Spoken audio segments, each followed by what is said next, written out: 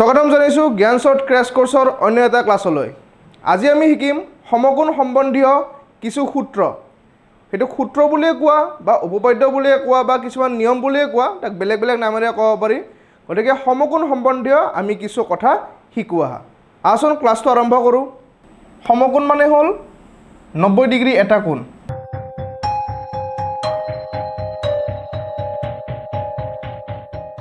এতিয়া নেক্সট সমকোণ সম্বন্ধীয় বা সমকোণী ত্ৰিভুজ সম্বন্ধীয় আমি আন এটা সূত্ৰ কি হয় চাওঁ আহা।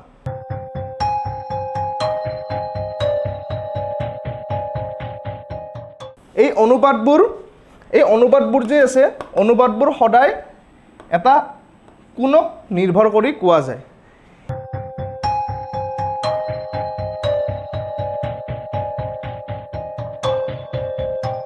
ঠিক আছে, গতিকে তোমালোকে পাইথাগোৰাছৰ সূত্ৰটো গম পালা, লগতে ত্ৰিকোণমিতিক অনুপাতবোৰো গম পালা।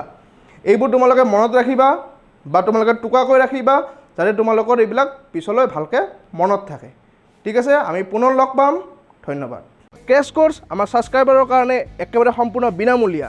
গতিকে ক্ৰেছ কোৰ্স পাবলৈ আপোনালোকে সোনকালে ছাবস্ক্ৰাইব কৰক।